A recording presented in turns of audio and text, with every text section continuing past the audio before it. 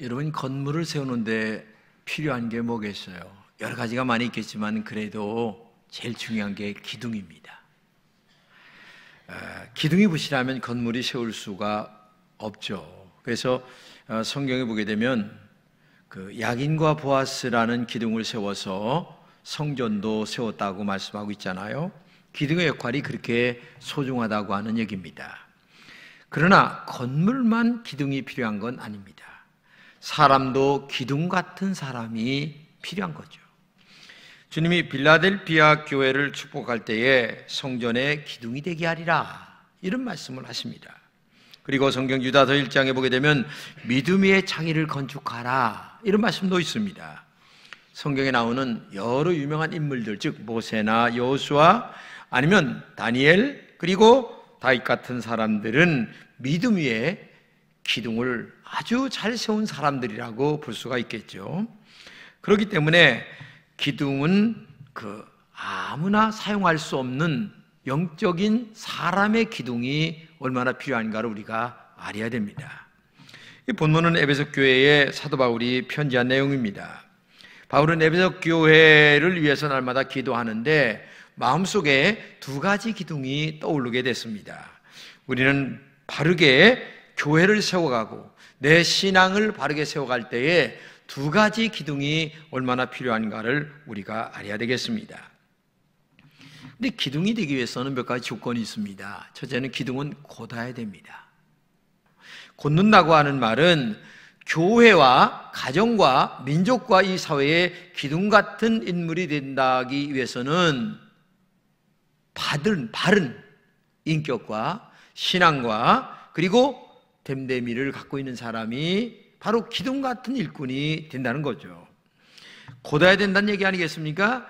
균형 잡힌 인격 신앙을 가져야 된다는 얘기입니다. 신앙이 환경에 따라 이리저리 구부러지고 형편에 따라 이리저리 왔다 갔다 한다면 어떻게 그 사람이 기둥 같은 인물이 될 수가 있겠습니까? 모세가 아말렉과의 전쟁에서 승리할 때에도 아론과 훌이 떠받들어서 훌륭한 전쟁을 치렀던 것도 기둥 같은 인물들이 모세를 잘 받들었기 때문에 그렇게 된 거 아니겠습니까? 그렇기 때문에 기둥은 곧아야 되는 거예요. 이게 원칙입니다. 두 번째는 기둥은 굵어야 됩니다. 건물의 전체를 받들고 있는 것이 기둥 아닙니까? 그렇기 때문에 굵어야 되는 거예요. 즉 다른 말로 얘기하면 그 사람 속에 들어가 있는 믿음의 신앙이 굵어야 된다는 얘기예요. 가늘한 믿음, 짧은 믿음 가지고서는 안 된다는 얘기예요. 성경에 넓히라는 말씀이 많이 있거든요. 시편 81편 10절 같은 데 보게 되면은 내 입을 넓게 열라 내가 채우리라.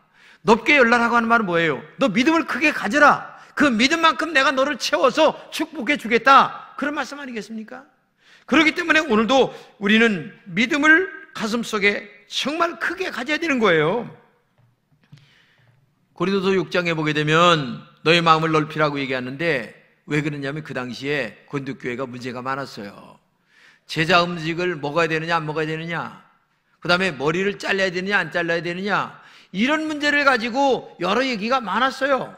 많다 보니까 야, 그런 거 가지고 논할 때가 아니다. 너 믿음을 가져야지, 믿음을 키워야지. 그 째째하게 그런 걸 가지고서 먹어도 되고 아니면 또 잘라도 되고 그런 문제를 가지고 자꾸 얘기하면 되느냐. 지금 그 얘기를 지금 하고 있는 거예요. 왜?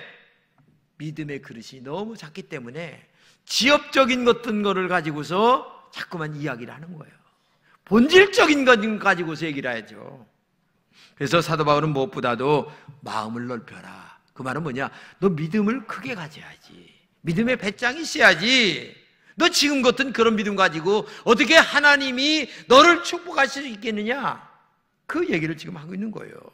기둥감이 된다고 하는 말은 굵은 나무처럼 마음과 생각이 커야 한다는 얘기입니다. 희생의 그릇도 커야 합니다. 봉사하는 그릇도 커야 됩니다. 믿음의 배짱이 커야 된다는 얘기예요.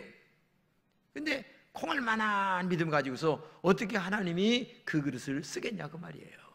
여러분, 큰 그릇이 되시기를 주님의 이름으로 축복합니다. 세 번째는 기둥이 잘 다듬어져야 됩니다. 기둥으로 쓰려면 산에서 배운 나무 그냥 안 쓰죠. 가지치기를 잘 해야 되는 거예요. 톱질도 잘 해야 되고 그래서 다듬어져야 되는 거죠. 다듬어져야. 사람도 마찬가지예요. 인간성 아니면 도덕성 그리고 인격이 잘 다듬어져야 돼요. 어떤 사람은 지혜도 많고 총명도 많고 말도 잘하고 뛰어난 재능도 있습니다. 그런데 다듬어지지 않아서 다른 사람들과 융합이 안 되는 사람이 있어요. 서로 하나가 안 돼요. 자기 고집만 피고 자기 주장만 계속 이야기합니다. 그러면 어떻게 살아갑니까? 그래서 제대로 인생 관리를 못하는 분들도 있는데 여러분들 정말 부탁합니다. 말과 행동이 잘 다듬어지시기를 축복합니다. 그렇죠? 내가 이 말을 하면 아내가 지금 기뻐할까 좋을까 생각하고 말아야 되는데 우선 먼저 뱉어놓고 그 다음에 수습하는 사람이 있어요. 그러면 안 돼요. 다듬어져야 되는 거죠. 네 번째 기둥은 잘라져야 됩니다. 그렇죠? 산에서 배운 나무를 잘 다듬었어요. 그러면 이제 잘라져요. 어디에? 치수에 맞게끔. 요 기둥은 지금 몇 메다짜리다. 거기에 딱 맞게 잘라야 되는 거예요. 그 말은 다른 말로 얘기하면 하나님의 말씀에 맞게끔 신앙의 모습이 잘라져야 되는 거예요. 근데 어떤 사람은 원래 자기의 고집 그대로 신앙생활을 끝까지 하는 사람이 있어요. 그러면 기둥감이 안 되는 거죠. 기둥감은 하나님 말씀에 맞게끔 잘라줘야 되는 거예요.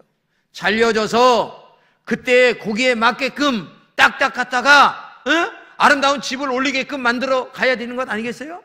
근데 죽어도 안 잘려져. 자기 고집이 많아.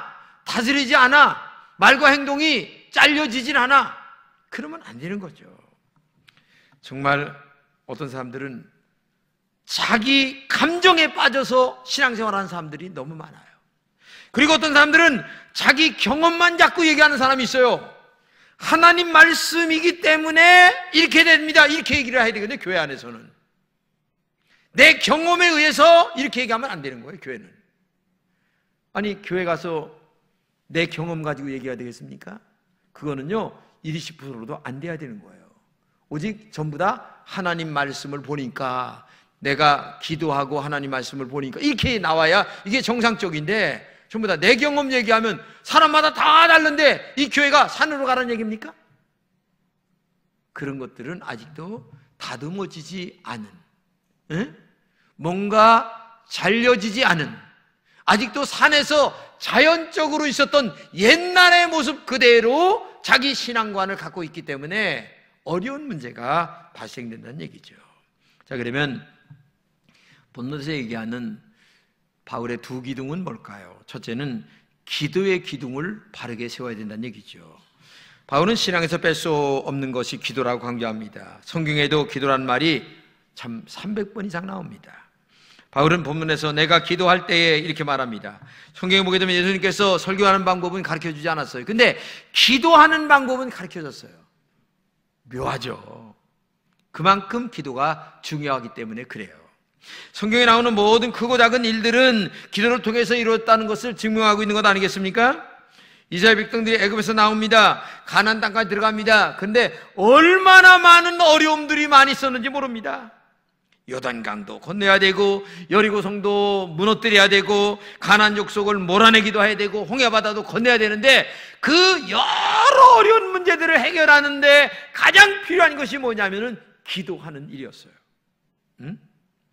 모든 장애물을 기도로 이겼습니다. 부딪히는 문제들을 정면 돌파하는데 오직 기도밖에 없었어요. 이것은 우리가 살아가는 삶의 역경 속에서 수많은 어려움들이 많이 있겠지만은 네가 정말 기도의 기둥을 바르게 세워간다면 너는 정말 모든 어려움들을 다 극복하며 이겨나갈 것이다. 그래서 처음서부터 기도 훈련이 필요한 거예요. 기도 훈련이 돼야 된다는 얘기예요. 기도 아는 거? 좋죠. 근데 기도를 하지 않는 아는 것 의미가 없어요.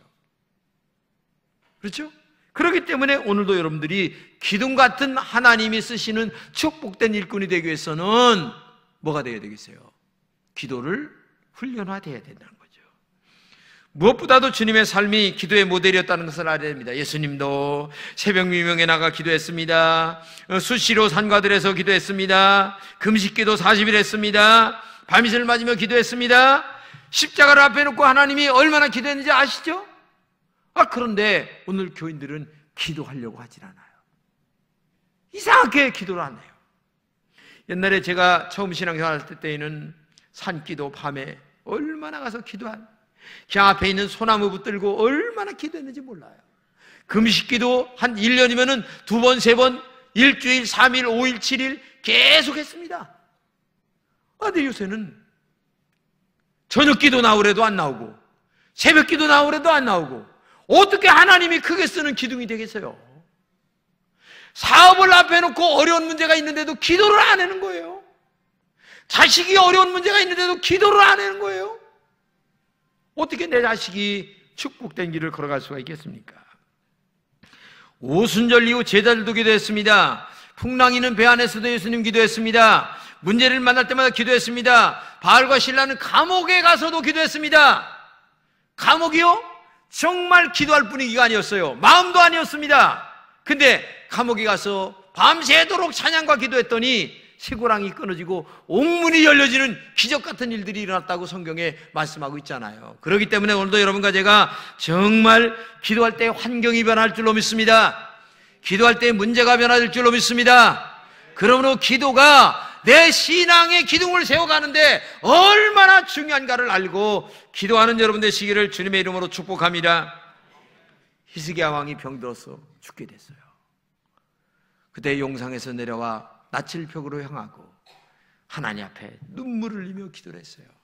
그때 하나님이 네가 흘리는 눈물을 내가 보았고 그리고 너의 기도를 내가 들었다. 그래서 15년 동안 생명을 연장받는 은혜가 성경에 말씀하고 있잖아요. 여러분, 병든 자, 배고픈 자, 힘들고 어려운 자, 자녀 문제 때문에 아니면 돈 문제 때문에 건강 문제 때문에 정말 하나님 앞에 나와 기도 한번 해보세요. 이 기도의 기둥을 바르게 세워보세요. 하나님이 어떻게 역사하시는가를 여러분 스스로 경험하게 될 줄로 믿습니다. 기도가 해답이라는 것을 알아야 됩니다. 기도의 기둥을 내 인생 앞에 바르게 세워가겠다. 그때 하나님이 여러분의 앞길을 축복으로 인도하실 줄로 믿습니다. 그런 기도의 기둥을 바르게 세워가시기를 주님의 이름으로 축복합니다. 두 번째는 감사의 기둥을 바르게 세워야 합니다. 오늘 본문에 사도 바울이 이렇게 얘기합니다. 감사하기를 그치지 아니했다. 날마다 감사가 넘쳤다는 거예요. 응? 우리보다 나쁜 환경에서 행복을 누리며 사는 사람들이 얼마나 많아요? 응? 평생 그런데 의식주 걱정 안 합니다. 쓰고 남어 돌아가도 그렇게 사는데도 감사를 모르고 사는 사람들이 얼마나 많아요. 더 많이 가지려고 불평불만이 많고 원망이 많고 누구 때문이라고 얘기하고 여러분, 감사하는 마음은 하나님이 주신 마음이에요. 마귀가 제일 못하는 거 하나가 있는데 그건 뭔 줄 아세요? 감사를 못합니다. 그러면 내가 감사를 못한다라고 하는 말은 뭐예요? 마귀 쪽에 가까웠다, 그런 신앙생활을 하고 있다는 거죠. 그러나 내가 감사한다라고 하는 말은 하나님 쪽에 가까웠다, 그런 말이나 마찬가지죠. 그렇기 때문에 여러분들이 하나님과 가까이 가야 이게 신앙생활 하는 거지, 마귀와 가까이 가면서 불평불만, 아니 조건도 괜찮고 밥 먹고 살만하고 뭐 그런데 매일 그렇게 불평하면 되겠습니까? 이거는 우리가 해야 될 일이 아니죠. 신앙인들은 오직 감사하는 마음으로 인생을 살아가야 될 줄로 믿습니다. 그림을 그리다가 잘못 그리면 지울 수 있습니다. 길을 가다가 잘못 가면 돌아서 갈 수도 있습니다. 그러나 인생은 한 번 지나가면 지울 수도 없어요. 돌이킬 수도 없어요. 방향을 바꿀 수도 없는 일방통행 같은 것이 우리 인생입니다. 그러므로 한 번 주어진 인생을 행복하게 살아야 됩니다. 그 행복의 가장 필수 조건이 뭔지 아세요? 소유가 아니라 마음에 감사하는 마음이에요. 내가 얼마나 감사하고 살아가느냐, 예수 믿고 구원받은 거 감사하는 여러분 되시기 바랍니다. 오늘 예배 드리는 이 일이 얼마나 감사한가를 알아야 돼요. 여기 지금 여기 나오고 싶어도 병원에서 못 나오신 분들이 얼마나 많은데요. 그렇잖아요. 그러면 예배당에 나온 것 자체가 얼마나 축복입니까? 두 다리 멀쩡하고 또 차를 몰고 룰랄라역까지 왔어요. 얼마나 감사합니까? 근데 그 감사를 못 느끼는 거예요. 감사의 표시를 못 하는 거예요. 이게 신앙의 문제라는 거죠. 응? 지금 살아서 숨 쉬고 있는 거, 하나님이 산소 주신 거 얼마나 감사한가 한번 생각해 보세요. 야, 의뢰이 그런 줄 천만만나네요. 지금도 폐가 나빠가지고 콜록콜록 하시는 분이 얼마나 많은지 몰라요. 지금도 이 신장이 나빠서 투석하시는 분이 한두 분이 아니에요. 얼마나 감사한가를 알아야 돼요. 여기 지금 나와서 예배드리는 이 일이 너무너무 감사한 거예요. 지금 아프신 분들 생각하면서 감사해야 되지 않겠어요? 그렇기 때문에 이미 행복하니까 감사한 것이 아니고 정말 감사를 고백하다 보니 행복이 온다는 사실을 알아야 됩니다. 짐승은 본능의 욕구를 충족시키는 것으로 살아가는 게 짐승입니다. 그러나 인간은 은혜를 아는 것이 인간 아니겠습니까? 기쁨을 알고 감사를 깨닫는 곳에 행복을 누리게 된 것이 인간 아니겠습니까? 부모님의 은혜, 그 다음에 형제자매의 은혜, 목사님의 은혜, 교회의 은혜, 아니면 하나님의 은혜를 알고 마음에 감사할 줄 아는 그 믿음이 우리에게 있어야 이게 얼마나 아름다운 것이냐. 그래서 사도 바울은 범사에 감사하라. 기쁠 때도 감사하고 슬플 때도 감사하고 어느 때나 감사하라, 감사하라, 감사하라 계속 얘기하는 게 그것 아니겠어요? 이 감사에도 종류가 있고 차원이 있어요. 1차원적인 감사가 있는데 이미 얻은 것 때문에 드리는 감사죠. 그렇죠? 진급을 했을 때나 원하는 대학에 들어갔을 때 하는 감사, 질병이 나왔을 때 하는 감사, 즉 감사의 조건이 생겼을 때에 감사하는 것. 근데 사실은 이것도 훌륭한 거예요. 왜냐하면 조건이 있어도 감사를 모르는 사람이 너무 많아요. 아까 얘기했듯이 지금 건강하게 살면서도 감사를 모르고 살아가는 사람들이 너무 많으니까. 근데 이것도 훌륭한 감사인데 사실 이것은 제일 밑에 있는 감사예요. 두 번째는 2차원의 감사가 있는데 무엇임에도 불구하고 드린 감사죠. 지금 병들었음에도 감사합니다. 하나님이 치료해 주실 줄 믿고, 지금은 어렵지만 다시 회복시켜 주실 줄로 믿고 감사합니다 라면서 기도의 기둥과 감사의 기둥을 세워가려고 저녁마다 새벽마다 나와 기도하는 그 영혼을 하나님이 어여쁘게 보지 않겠습니까? 3차원적인 감사가 있습니다. 이 땅에 소망이 보이지 않아도 천국이 있음을 믿고 감사드리는 신앙. 성경에 욥이라는 친구가 건강 날아갔습니다. 돈 다 날아갔습니다. 자식 다 죽었습니다. 마누라까지 도망갔습니다. 그래도 하나님 앞에 감사드렸잖아요. 하나님을 찬양하고 고백했다고 성경은 말하고 있잖아요. 이런 감사를 드린 욥에게 하나님은 말년에 어떻게 됐어요? 갑절의 복을 주시고 생명도 갑절로 연결해 주시고, 이게 축복이에요.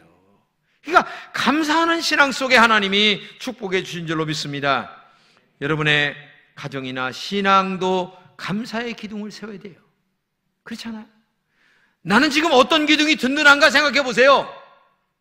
여러 기둥이 많이 있어야 되겠지만은 그 중에 이 기도의 기둥과 이 감사의 기둥이 바르게 섰을 때에 그 신앙이 온전한 신앙, 하나님이 축복해 주시는 신앙이에요. 그렇기 때문에 오늘도 여러분과 제가 정말 한 해를 결산하는 이때에 내 신앙관을 한번 들여다보세요.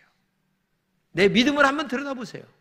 내가 아내에게 얼마나 감사하고 살아가는가, 남편에게 얼마나 감사하고 살아가는가, 자식 보고 감사하고 살아가는가, 하나님에게 감사하고 살아가는가.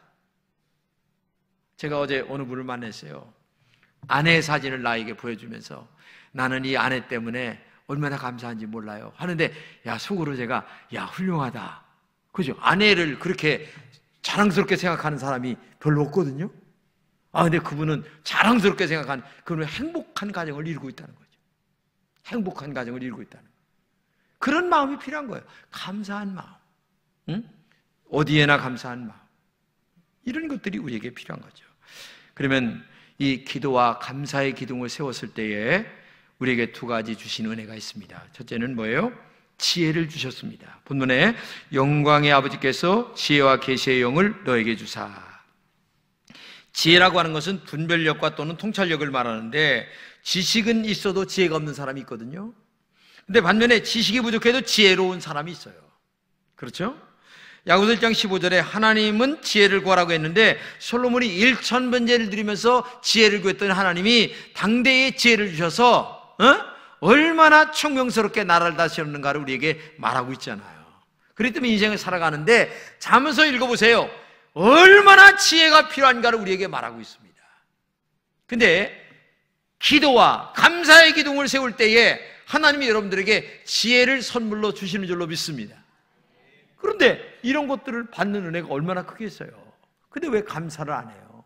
왜 기도를 안 하십니까? 하나님이 이런 선물을 주신다는데, 두 번째는 계시의 정신을 주신다고 그랬어요. 계시의 정신 뭐예요? 감추어진 비밀. 근데 그 비밀을 알게 하신다는 거죠. 감추어진 비밀을 하나님이 감사할 때에, 기도할 때에 열어주신다는 거예요. 다른 사람들보다도 기도할 때에 영적인 계시를 알게 한다는 얘기입니다. 여러분들도 다른 사람들보다 아마 지혜 원하고 또 다른 사람들이 알지 못하는 계시의 영을 통하여 하나님이 다른 사람들보다 아마 영적인 체험을 하기 원하지 않는 사람이 누가 있겠어요? 근데 감사하지 않아요. 근데 기도하지 않는다. 이게 문제란 얘기죠. 그러면 왜 이렇게 지혜와 계시형을 주시느냐? 하나님을 더 깊게 알게 하려고, 하나님을 많이 알게 하려고, 하나님을 높이 알게 하려고. 자, 우리 한번 본문 18절 19절을 같이 한번 읽겠습니다. 시작. 우리 주 예수 그리스도의 하나님이신 영광의 아버지께서 지혜와 계시의 영을 여러분에게 주셔서 하나님을 알게 하시고 여러분의 마음의 눈을 밝혀주셔서 하나님의 부르심에 속한 소망이 무엇이며 성도들에게 베푸신 하나님의 영광스러운 상속이 얼마나 풍성하신지를 여러분이 알게 되기를 바랍니다. 말하고 있어요. 사람에게는 세 가지 눈이 있습니다. 이 육신의 눈. 저는 이제 눈이 조금 안 좋으니까 안경을 끼고 있잖아요. 안경 안 끼신 분 감사하셔야 되는 거예요. 예? 얼마나 감사한지. 이거 보통 불편하게 안 해요, 여러분. 예? 예? 만약에 진짜 저처럼 안경 한번 껴보셔야 감사를 알게 되죠. 그래서 육적인 눈이 있어요. 그 다음에 사물의 이치와 원리를 깨닫는 지적인 눈이 있어요. 그렇죠? 그리고 세 번째는 하나님을 볼 수 있는 영적인 눈이 있어요. 근데 이 하나님은 감사를 통하여, 기도를 통하여 이 영의 눈을 열게 하신다는 거죠. 신령한 눈. 이게 영적으로 경험하지 않은 사람들은 무슨 말인지 잘 몰라요. 하나님이 나를 불러서 소망이 무엇인가 알게 한다는 거죠. 송명이라고 하는 시인 알잖아요. 어려서부터 내성마비입니다. 근데 11살 될 때까지 국문을 못 뗐어요. 그래서 11살 때에 겨우 국문을 띱니다. 어려서부터 신앙생활 했지만은 신앙이 들어갔지만 너무 답답한 신앙을 자기가 알아요. 말도 못하죠. 뭐 제대로 표현력을 못하니까. 근데 이 양반이 17살 됐을 때 마음을 먹습니다. 하나님 앞에 내가 기도해야 되겠다. 그래서 하루에 5시간씩 기도합니다. 성경을 30번 이상 읽어요. 근데 놀랍게도 그에게 하나님이 계시의 영을 부어주십니다. 그래서 우리가 잘 아는 공평하신 하나님, 나 가진 재물 없으나, 이런 엄청난 하나님이 쓰라는 대로 쓴 거예요, 이게. 근데 나중에 보니까 이 글이 그렇게 주옥 같은 글이 된 거예요. 세계적인 송명기가 된 건 아니겠습니까? 하나님이 계시의 영을 부어주시니까. 예? 이게 남의 얘기가 아니에요. 왜? 그분도 기도하고 그분도 감사했더니 하나님께서 이렇게 사용하시는데 왜 우리 못합니까? 똑같은 하나님이신데. 성경에 보게 되면은 야고보서에 엘리야도 우리와 성정이 같은 사람이다. 그런데 엘리야도 기도했더니 하늘에서 불이 내려오게 되고 이렇게 말씀하시잖아. 그러니까 오늘도 여러분과 제가 기도하고 감사해 보세요. 기적 같은 일이 일어날 줄로 믿습니다. 오늘도 여러분의 신앙의 두 기둥을 바르게 세우시길 바랍니다. 기도의 기둥을 바르게 세우시기 바랍니다. 감사의 기둥을 바르게 세우시기 바랍니다. 그때 놀라운 기적이 계시의 영으로 말미암아 여러분들에게 축복으로 임하게 될 줄로 믿습니다.